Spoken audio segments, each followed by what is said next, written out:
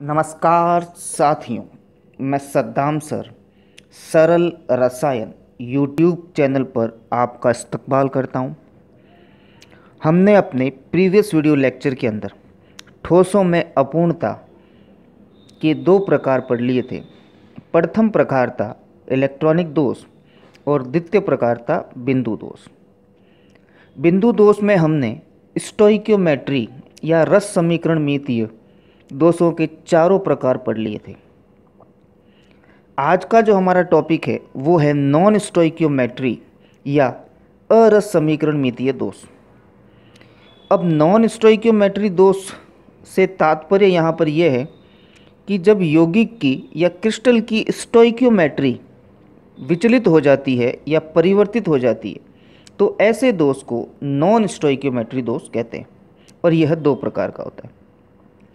अब हमें यह समझने की रिक्वायरमेंट है कि नॉन स्टोइकियोमेट्री या अरस समीकरणमितीय दोष वास्तविक तौर पर होता है क्या। तो यौगिक के अंदर जो धनायन और ऋणायन का अनुपात है वही धनायन और ऋणायन का अनुपात जब क्रिस्टल में नहीं हो, अर्थात या तो धनायन बढ़ जाए या ऋणायन बढ़ जाए, तो ऐसे दोष को अरस समीकरणमितीय दोष कहते हैं और यह मुख्यतः जो है दो प्रकार का होता है। स्टोइकियोमेट्री दोष का जो प्रथम प्रकार है वो है धातु आधिक्य दोष, यानी कि किसी क्रिस्टल में धातु की अधिकता करनी है और क्रिस्टल के अंदर धातु की अधिकता दो प्रकार से की जा सकती है। एक तो उसमें अतिरिक्त धनायन जोड़ दिया जाए और दूसरा उसमें ऋणायन को निकाल दिया जाए, यानी कि एक तो अतिरिक्त धातु जोड़ दें और दूसरा उसमें ऋणायन को बाहर निकाल दें या अधातु को बाहर निकाल दें। तो इस प्रकार से क्रिस्टल में धनायन और ऋणायन का अनुपात परिवर्तित होगा और अनुपात परिवर्तित होने के कारण इसे नॉन स्टोइकियोमेट्री दोष में रखा गया है। तो यहाँ पर हम कह सकते हैं कि धातु की अधिकता दो प्रकार से की जा सकती है।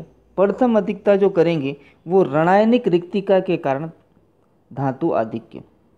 इसे समझने के लिए सर्वप्रथम एक क्रिस्टल की संरचना बनाते हैं। इस क्रिस्टल की संरचना में धनायन ए है तथा ऋणायन बी है जो कि नियमित रूप से व्यवस्थित है। अब इस क्रिस्टल के बीचों बीच देखा जाए तो बीच वाले परमाणु पर केवल एक इलेक्ट्रॉन ही मैंने यहाँ पर प्रदर्शित किया है, अर्थात इससे तात्पर्य यह है कि इसमें जो ऋणायन था वो अपनी स्थिति छोड़कर क्रिस्टल से बाहर आ गया है। केवल ऋणायन अपनी स्थिति छोड़कर क्रिस्टल से बाहर आया है, लेकिन इलेक्ट्रॉन तो वहीं का वहीं पर उपस्थित है, यानी कि इलेक्ट्रॉन बाहर नहीं निकलता है। निकलता कौन है बाहर? ओनली फॉर अधातु या ऋणायन बाहर निकलता है। और ये जो इलेक्ट्रॉन उपस्थित है इस इलेक्ट्रॉन के उत्तेजन के कारण, अर्थात इलेक्ट्रॉन निम्न ऊर्जा स्तर से उच्च ऊर्जा स्तर में जब प्रवेश करता है प्रकाश पाकर या ऊर्जा पाकर, तो विभिन्न प्रकार के रंग देता है। तो इस कारण से हम कह सकते हैं कि क्रिस्टल का जो रंग है वो इस इलेक्ट्रॉन के कारण होता है और इस केंद्र को एफ केंद्र या फॉर्बेनजेंटर केंद्र भी कहते हैं, जो कि एक ग्रीक भाषा का शब्द है।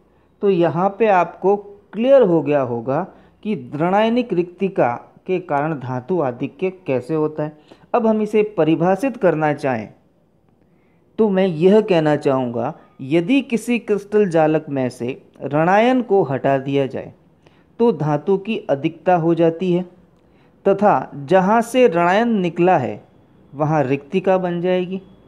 इस प्रक्रिया में केवल ऋणायन ही बाहर निकलता है जबकि इलेक्ट्रॉन वहीं पर रहता है और यह इलेक्ट्रॉन ही रंग के लिए उत्तरदायी है, जिसे एफ केंद्र या एफ सेंटर कहते हैं। धातु की अधिकता करने के लिए जो दूसरा प्रकार है वो है अंतराकाशी धनायन द्वारा धातु आधिक्य, अर्थात इस प्रक्रिया में धनायन का आधिक्य करने के लिए अतिरिक्त धनायन को अंतराकाशी स्थल में जोड़ा जाता है। तो किस प्रकार से जोड़ा जाता है उसे हम समझते हैं। तो यहाँ पर मैंने एक क्रिस्टल की व्यवस्था की इस क्रिस्टल में धनायन और ऋणायन नियमित रूप से व्यवस्थित है। अब यदि इस क्रिस्टल के अंतराकाशी स्थल में मैं धनायन को जोड़ दूं, तो यहाँ पर मैंने धनायन को जोड़ा और इस धनायन को बैलेंस करने के लिए, या मैं कहूँ क्रिस्टल की वैद्युत उदासीनता बनाए रखने के लिए मैं अतिरिक्त इलेक्ट्रॉन जोड़ूं, तो इस प्रकार के दोष को अंतराकाशी धनायन द्वारा धातु आधिक्य दोष कहते हैं। तो यहाँ पर आपको समझ आ गया होगा कि मुझे अतिरिक्त धनायन तो जोड़ना ही है, साथ ही साथ वैद्युत उदासीनता बनाए रखने के लिए इलेक्ट्रॉन को भी जोड़ना जरूरी है। तो इस प्रकार से मैंने इसको परिभाषित किया है कि यदि क्रिस्टल जालक में अंतराकाशी स्थल में अतिरिक्त धनायन जोड़ने पर आधिक्य हो तथा वैद्युत उदासीनता बनाए रखने के लिए स्थल में इलेक्ट्रॉन भी जोड़े जाएं, तो ऐसे दोष को अंतराकाशी धनायन द्वारा आधिक्य दोष कहते हैं। अब धातु आधिक्य तो हमारी हो गई। अब हमें क्या करना है, धातु न्यूनता करनी है किसी क्रिस्टल के अंदर। तो नॉन स्टोइकियोमेट्री का दूसरा प्रकार जो है वो है धातु न्यूनता दोष। अब हम धातु की न्यूनता कैसे कर सकते हैं, ये भी सोचने की बात है। तो दो प्रकार से न्यूनता संभव है इसकी। अब कैसे, तो प्रथम प्रकार में हम ये कह सकते हैं कि यदि मैं उसके अंदर अतिरिक्त ऋणायन जोड़ दूं, पहले क्या किया था हमने, धातु की अधिकता के लिए धनायन अतिरिक्त जोड़ा था और ऋणायन को निकाला था। अब यहाँ पर न्यूनता के लिए जस्ट इसका उल्टा होगा, यानी कि अतिरिक्त ऋणायन जोड़ दूं या जो दूसरा प्रकार है उसमें जो है हम क्या करेंगे, धनायन को बाहर निकाल देंगे। तो बात करें हम धातु न्यूनता दोष के प्रथम प्रकार की, तो प्रथम प्रकार है धनायन रिक्तिका के कारण, यानी धनायन को बाहर निकालना है। तो धनायन को बाहर निकालने पर क्या परिस्थिति आती है उसे डायग्रामेटिकली हम समझते हैं। तो यहाँ पर मैंने जो है क्रिस्टल जालक की व्यवस्था की है और इस क्रिस्टल जालक में से क्या किया है, एक धनायन को बाहर निकाल दिया है। अब जैसे ही धनायन को बाहर निकाल दिया है तो वहाँ पे रिक्त स्थान या रिक्तिका बन गई है। अब इसके आवेश को व्यवस्थित करने के लिए या वैद्युत उदासीनता को व्यवस्थित करने के लिए उसके पास वाला जो धनायन होगा या क्रिस्टल में जो उपस्थित धनायन होगा वो डबल चार्ज गेन कर लेगा या प्राप्त कर लेगा। क्यों? क्योंकि यहाँ से +1 निकला है तो एक +1 की कमी हुई है और उस +1 को बैलेंस करने के लिए किसी दूसरे A पर जो है +2 आया है, ताकि वैद्युत उदासीनता ज्यों की त्यों बनी रहे। अब यहाँ पर एक बात गौर करने की है कि ऐसे कौन कौन से धनायन हैं या ऐसी कौन कौन सी धातुएं हैं जिनमें ऑक्सीकरण अवस्था या संयोजकता में परिवर्तन होता है। तो आपको ज्ञात ही होगा कि डी ब्लॉक तत्व जो है उनमें परिवर्तनशील संयोजकता पाई जाती है। अर्थात हम कह सकते हैं कि डी ब्लॉक तत्वों के जो धातु क्रिस्टल होते हैं उनके अंदर जो है इस प्रकार का दोष पाया जाता है। तो इस प्रकार से मैंने इसे परिभाषित किया है। इस दोष में क्रिस्टल जालक में से धनायन बाहर निकल जाता है, वैद्युत उदासीनता बनाए रखने के लिए नज़दीकी धातु आवेन पर आवेश दुगुना हो जाता है, अर्थात यह उनमें होता है जो परिवर्तनशील संयोजकता प्रदर्शित करते हैं। इस प्रकार हम कह सकते हैं कि यह डी ब्लॉक तत्वों में पाया जाता है। और इसके कुछ उदाहरण जो दिए हैं, ट्रांजिशन मेटल यानी कि संक्रमण तत्व के यौगिक जैसे NiO, निकल oxide, iron oxide, ferrous sulphide आदि। अब धातु न्यूनता के दूसरे दोष की बात करें तो वह है अंतराकाशी ऋणायन के कारण, यानी कि अंतराकाशी स्थल में हमें ऋणायन जोड़ना है। नाम से ही ज्ञात है और आप समझ भी होंगे, लेकिन यहाँ पर एक बात ध्यान रखनी है कि ऋणायन का आकार बहुत बड़ा होता है लेकिन अंतराकाशी स्थल तो छोटे छोटे होते हैं। तो इस कारण से यहाँ पर ऋणायन को हम जोड़ नहीं पाएंगे, और ऋणायन को जोड़ नहीं पाएंगे इसका मतलब ये केवल सैद्धांतिक रूप से ही उपयोगी है, प्रायोगिक रूप से इसका कोई महत्व नहीं है। अर्थात कहने का मतलब यहाँ पर यह है कि ऋणायन का आकार बड़ा होने के कारण अंतराकाशी स्थल पर ऋणायन जोड़ना संभव नहीं है, अतः यह केवल सैद्धांतिक रूप से ही संभव है, प्रायोगिक रूप से संभव नहीं है। अब इसमें एक बात ध्यान रखनी है कि माना मैंने अंतराकाशीय स्थल में ऋणायन जोड़ा तो वैद्युत उदासीनता बनाए रखने के लिए मुझे अतिरिक्त धनायन भी जोड़ना पड़ेगा, यानी धनायन और ऋणायन दोनों जुड़ेंगे, लेकिन ये प्रायोगिक रूप से संभव नहीं है। तो इसे मैंने कुछ इस प्रकार से परिभाषित किया है कि जब अंतराकाशीय स्थल में अतिरिक्त ऋणायन जोड़ दिया जाता है तो वैद्युत उदासीनता बनाए रखने के लिए स्थल में धनायन भी जोड़ा जाता है। यह संभव नहीं है क्योंकि ऋणायन का आकार बड़ा होता है, अंतराकाशीय स्थल में नहीं आ सकता है। यह केवल अवधारणा ही है, इसका कोई प्रायोगिक रूप नहीं है। अब इसी प्रकार से आगे बढ़ते हैं तो दोष का जो अंतिम स्वरूप है वो है अशुद्धि दोष। अशुद्धि दोष को समझने के लिए क्या करते हैं कि एक NaCl का क्रिस्टल है, उस NaCl के क्रिस्टल के अंदर मैं SrCl2 की अशुद्धि डाल दूं तो उस दोष को बोलेंगे अशुद्धि दोष। इस प्रकार से मोटे तौर पर किया जाए कि किसी क्रिस्टल के अंदर किसी अन्य तत्व या अन्य परमाणु या अन्य धातु को जोड़ दिया जाए तो अशुद्धि दोष होता है। तो यहाँ पर हम कह सकते हैं कि जब किसी क्रिस्टल में मूल परमाणु को हटाकर किसी अन्य परमाणु को जोड़ा जाता है तो उसे अशुद्धि दोष कहते हैं।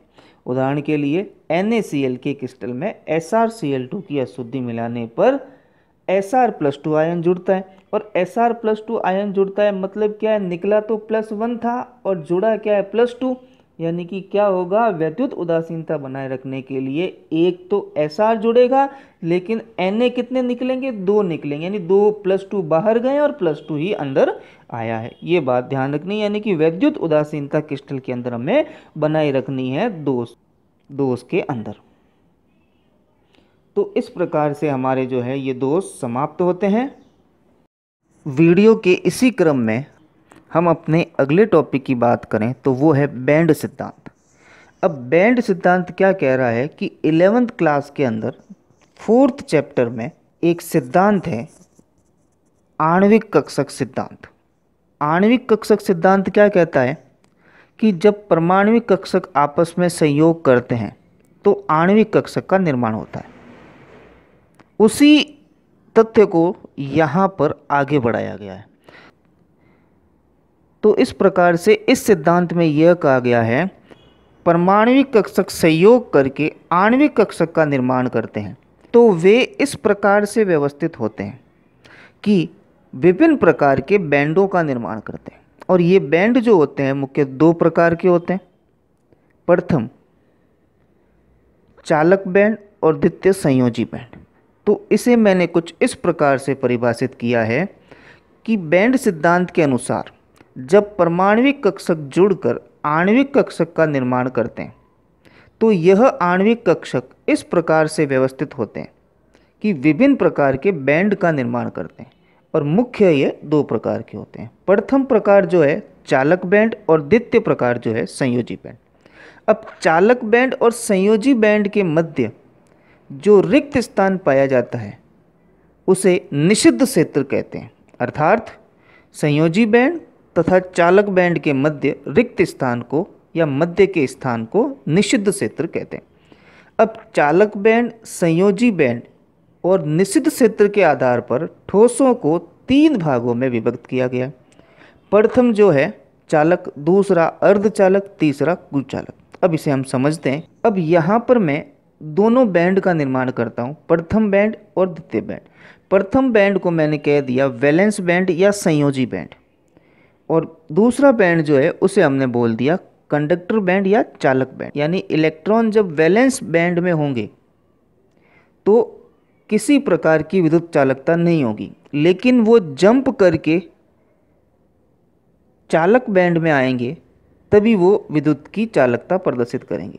तो यहाँ पे आपको क्लियरली दिख रहा है कि वैलेंस बैंड और कंडक्टर बैंड यानी कि संयोजी बैंड और चालक बैंड के मध्य एक छोटा सा गैप दिख रहा है। इस गैप को बोलते हैं निषिद्ध क्षेत्र या फॉरबिडन जोन।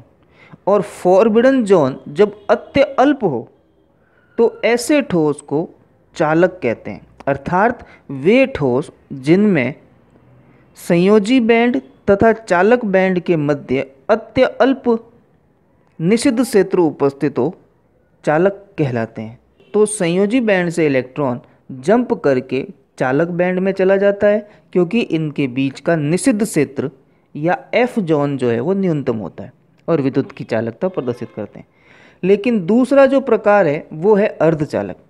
अब अर्धचालक में जो है संयोजी बैंड और चालक बैंड के मध्य निषिद्ध क्षेत्र थोड़ा अधिक होगा और अधिक होने के कारण सामान्य परिस्थितियों में ये विद्युत का चालन नहीं करेंगे।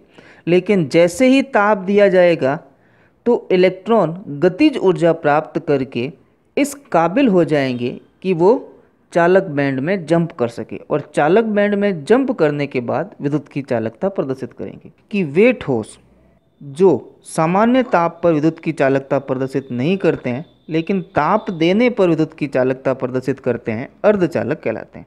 और अंतिम प्रकार जो है वो है कुचालक। अब इसके डायग्राम से ही आपको समझ में आ गया होगा कि इनके मध्य निषिद्ध क्षेत्र बहुत ज़्यादा होता है, इलेक्ट्रॉन जंप नहीं कर पाता है और इलेक्ट्रॉन जंप नहीं करेगा तो वो विद्युत की चालकता प्रदर्शित नहीं करेगा। ऐसे पदार्थ को कुचालक या इंसुलेटर कहते हैं। तो ये था आज का हमारा वीडियो। अब हमारे पास ठोस अवस्था में से केवल 2 टॉपिक ही बचे हैं।